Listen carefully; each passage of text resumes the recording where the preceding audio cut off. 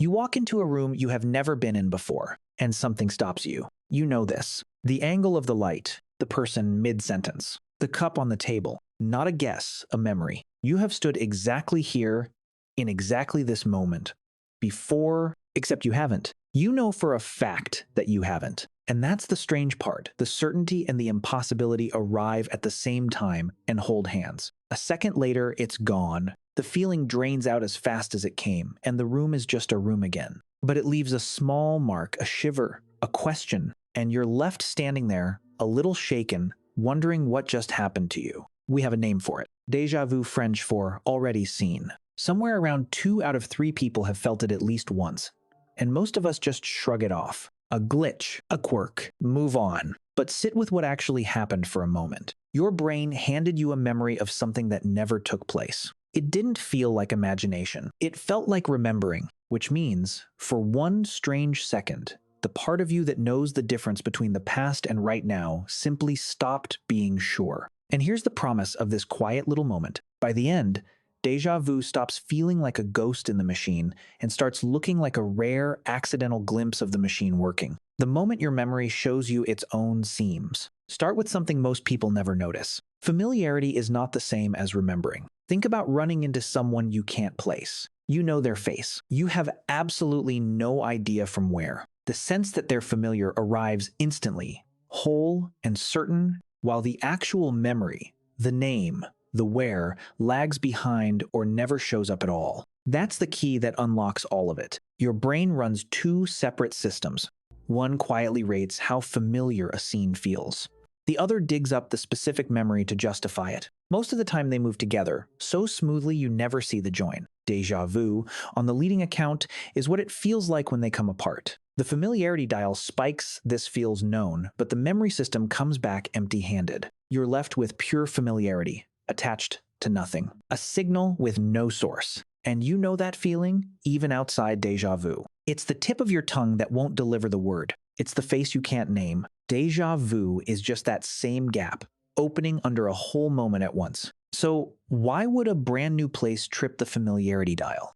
Because your memory doesn't file rooms by their details. It files them by their shape, the rough layout, the arrangement, the gestalt. And a lot of different rooms share a shape. In one set of experiments, people were walked through places built to secretly mirror the layout of somewhere they'd seen before. Same furniture positions, same proportions, different everything else. And a striking number of them felt it. That prickle, this is familiar. They couldn't say why, because the original was buried and the match was never about the details. It was about the floor plan. So picture it. You step into a hotel lobby you've never seen. But the couch to window to doorway arrangement quietly rhymes with your grandmother's living room, 30 years gone and long forgotten. Your familiarity system notices the rhyme instantly. Your memory system can't find the source, because the source is buried under 3 decades. The dial spikes, the file comes back empty, and you get the shiver. You are not remembering the lobby. You are half remembering the shape of somewhere else and feeling the echo without the original. And it doesn't have to be a whole room. It can be the rhythm of a sentence you've heard before, the way a stranger tilts their head, the pattern of a street corner. Any shape your memory once filed and let fade can be rhymed by a new one. And the more of life you've quietly forgotten, the more raw material there is for the echo. Which is why déjà vu tends to come more often when you're young, with a full deck of half-buried scenes, and thins out as the years go by. But familiarity matching may not be the whole story. There's a second idea, and it lives in timing. Your sense of this is happening now isn't a live feed. It's assembled, stitched together from signals that arrive a few milliseconds apart, and your brain works hard to make them feel like one seamless instant. The idea is this.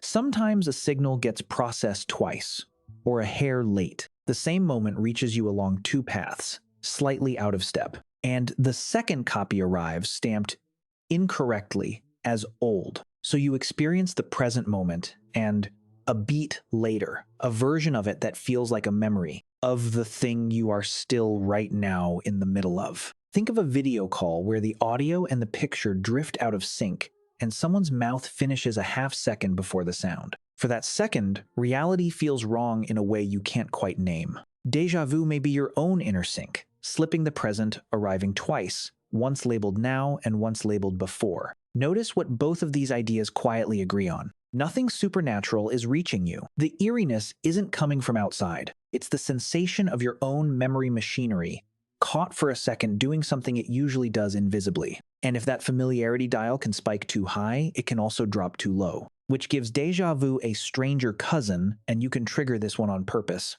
right now. Take an ordinary word, door. Say it out loud, over and over, 30, 40 times. Somewhere in there, it stops being a word. The sound goes hollow. The letters look wrong, arbitrary, like a shape you've never seen. For a moment, door is just a noise your mouth is making, and you have to wait for the meaning to come back. That's called jamais vu, never seen. The exact opposite of déjà vu. Here the thing genuinely is familiar, a word you've known your whole life, but the familiarity dial has fallen through the floor and left the known feeling utterly, impossibly new. Put the two side by side, and the secret is obvious. In déjà vu, the dial reads known over something new. In jamais vu, it reads new over something known. Same dial, stuck the wrong way in opposite directions, which tells you that feeling of familiarity was never a fact about the world out there. It's a reading your brain generates, and like any reading, it can be wrong in both directions. Now, how could anyone possibly study a feeling that lasts 1 second and never comes when called? For a long time, that was the wall. You can't summon déjà vu in a lab. You can't schedule it. But there are people for whom it isn't rare at all. For some people with a certain kind of epilepsy, a small electrical storm passes through the memory regions of the brain, deep in the temporal lobe, and just before a seizure, they can feel an intense, unmistakable wave of déjà vu. Every time,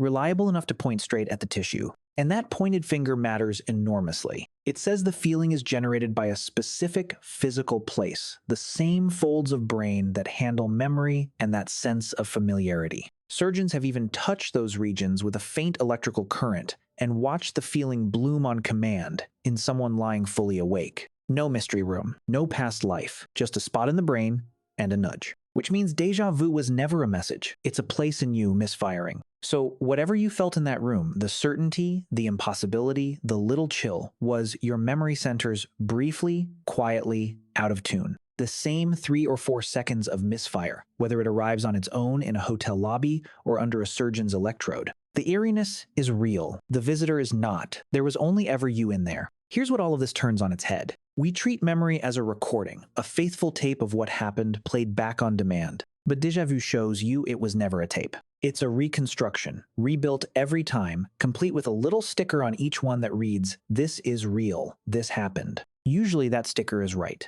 Déjà vu is the rare moment the sticker lands on the wrong thing. And you get to watch from the inside, your brain deciding what counts as a memory. You spend your whole life trusting that feeling of, I remember this. You lean on it for everything who you are, where you've been, what's true. Déjà vu is the one time it lies to your face, briefly, harmlessly, and just once, lets you catch it in the act. So, the next time it happens, the room, the light, the impossible certainty, you don't have to reach for something mystical. What you're feeling is the seam, the quiet, constant machinery that decides every waking second what is happening now and what already has, just showing, for once, that it's there at all. Most of the time, it holds the past and the present perfectly apart, and you never thank it, because you never notice it. Déjà vu is the one moment it slips, and you feel the whole invisible effort of being a self who remembers. It isn't a memory you never made.